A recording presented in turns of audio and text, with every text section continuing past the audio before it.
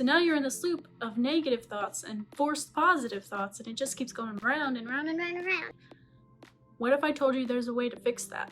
Well, guess what? You didn't actually work through that negative thought. You just pushed it down and forced some positivity. And these fears often lead to needing constant reassurance, or the famous question, do you still love me? Well, welcome back to Real Honest Healing. My name is Ashley Nichols, and today we're going to be focusing on relationship anxiety.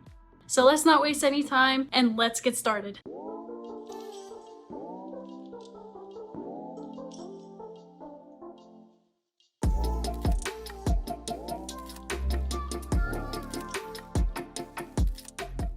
So what is relationship anxiety? Relationship anxiety involves feelings of intense doubt or worry surrounding your romantic relationship. It is all-consuming, meaning it can become all that you think about, and it's entirely fear-based. Some examples of things that people with relationship anxiety would think or say would be like, maybe he's gonna cheat on me. Maybe he doesn't really love me. What if I can find someone better? We just aren't a good match. Maybe this relationship is just gonna end, and maybe I should just leave. And relationship anxiety seems to be the most common in the healthy relationship after an ended toxic or abusive relationship. And to me, it seems like this concept isn't really talked about as a mental health issue that needs to be addressed.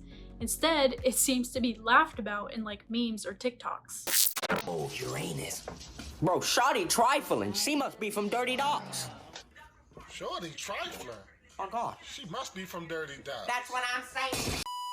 Today, I'll be pulling from one of my all-time favorite podcasts. This one is actually titled Relationship Anxiety by Mikkel Kristen. There's over 50 episodes-ish, I think. I mean, tell me if I'm wrong, but they're all super duper helpful. But today, I'll be pulling two of my favorite concepts that she talked about, and then I'll add in my own third concept that I actually learned from another psychologist. Unfortunately, I really can't think of their name right now. So 3 concepts in total that completely turned around my relationship for the better, and I think it's going to help you not only to understand yourself better, but to understand your partner better and reconnect with them on a whole new level. There are 3 different types of relationship anxiety. The first one is relationship-centered anxiety, which is focused on the relationship as a whole. Some examples would be that you fear that you're not compatible, you fight too much, you don't have enough in common, or you don't connect well. The second type is partner-centered anxiety, which is inadequacies that you perceive in your partner. For example, they're not cleanly enough, they don't help out enough,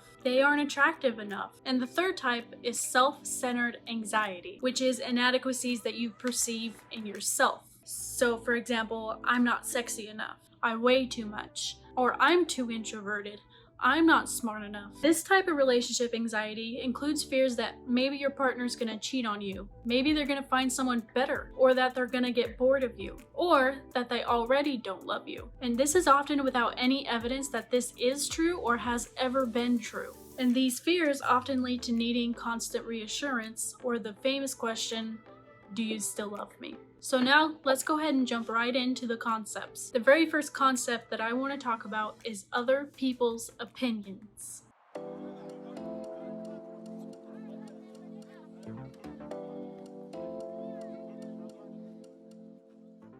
So often what happens when you have relationship anxiety is that you're constantly worrying about what other people think of you, your partner, or your relationship in general. And worrying about other people's opinions actually increases that anxiety, because now your feelings towards your partner are contingent on other people's opinions. Like, for example, if your mom says, well, he's a great guy, you're like, yeah, you know what? He is a great guy. You're right. And this could be either subconsciously or consciously, either instantly or later on. It just kind of influences your feelings towards him. And that can be great, but then there's the flip side. If your mom says, well, maybe he's not the right guy for you, you're like, oh my God, he's not the right guy. I made the wrong choice. And now you're looking for every little reason why it's wrong. Like, oh my God, you're right. He's a bad guy. He does this, this, this, and this. And you just spin out in all of these feelings. And instead, what you need to be able to do is be confident enough in your relationship that when you hear someone's opinion about him or your relationship, you can take that for what it's worth, but it doesn't automatically become the truth. So how the heck can we even reach that goal?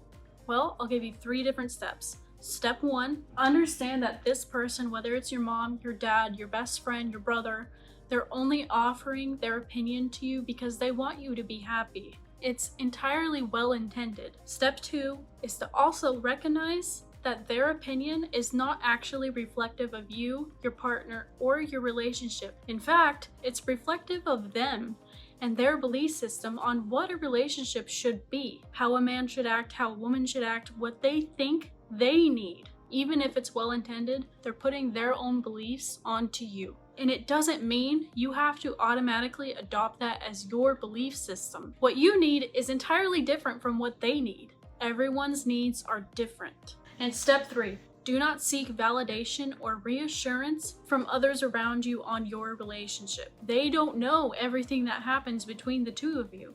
Only you know. For example, maybe at the end of the day, your partner lays down with you and watches a TV show, holds your hand, lets you lay on their chest, and you feel love.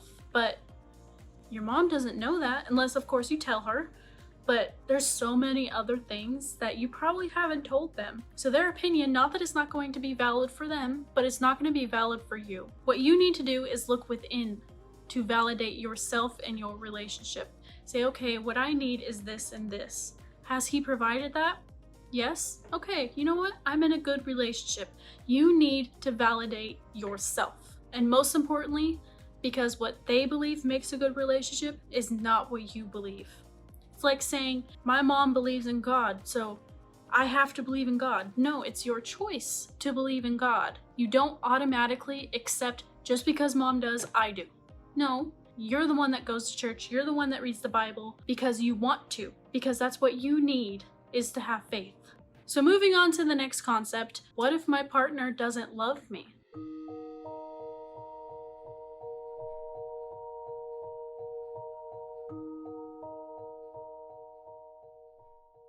This concept is mostly self-centered anxiety, which that type of anxiety I believe is the most common.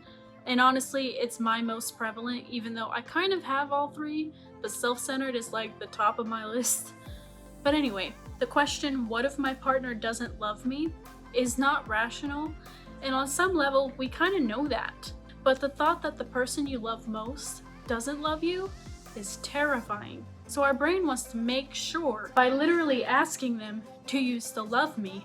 Or by doing things to ensure they'll love you, such as trying to be perfect, hiding your flaws, cooking and cleaning all the time, saying I love you, and wanting that response and that reassurance. The problem with that is it's impossible to know with 100% certainty that your partner loves you. You can watch their facial expressions, you can hear the words that they say, you can observe their actions, but we can never really know what's in their heart or what's in their brain. They can tell you something, but what's really going on in their brain can be something entirely different. And I'm not trying to make your anxiety worse by saying that. In fact, it's part of what I'm going to say next. So essentially, their internal thoughts is a problem that we can never solve. It's a problem that our brain, the problem-solving brain, cannot solve, and it really doesn't like that. And it wants to solve the freaking problem.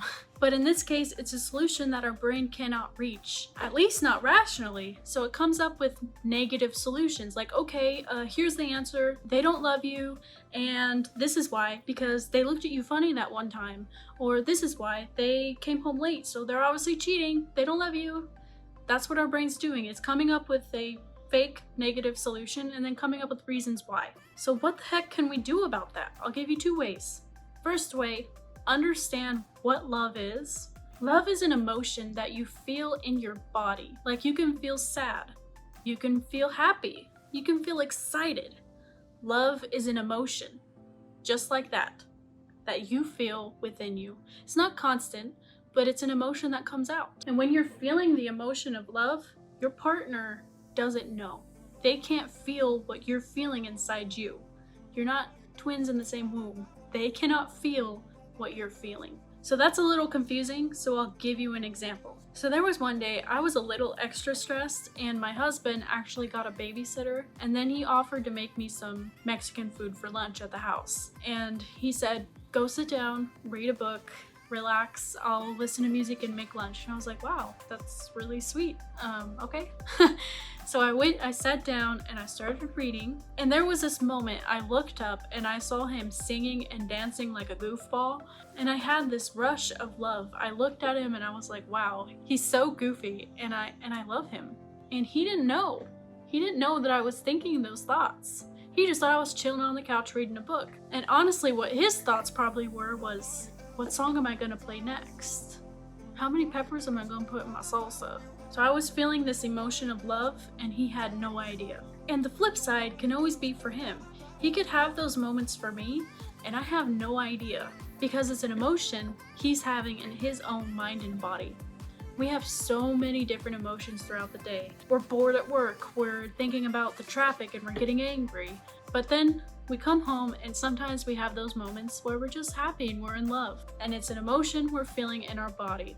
So that's what love is. So how are we supposed to know that our partner ever, if at all, has those moments of feeling love for us? That's the problem, right? And that's where trust comes into play. And that's gonna be step 2. Choose trust and vulnerability. You often hear the saying, you can't have love without trust, and it's true. It's 100% true. So here's my question to you. Would you rather be miserable now, constantly thinking that he's cheating, he doesn't love you, this relationship's gonna end, and then also be sad when it does end? Because either way, you're gonna be sad when it ends. You still love this person the same amount. Or would you rather choose to be happy now, believe that they love you, believe in them that they wouldn't cheat on you, and then if you're wrong, be heartbroken and sad about it? Either way, you're gonna be sad when it ends because you still love them the same amount. But what's up to you is how you feel right now. You can be all around miserable, or you can at least be happy now. And what if you're wrong about thinking the negative things? What if it does work out? What if he is the right guy? Well, guess what? You just ruined it by thinking negative thoughts. You're gonna make it be the wrong person, because eventually that's just gonna tear you apart. And honestly, it's very vulnerable to assume the best, because there is a possibility you can be wrong. But as you can see, it's still the best choice. So choose happy now, choose vulnerability, and trust now. Because you don't know what the future holds, but you have control of your own happiness right now. And concept number 3 is the negative thinking loop.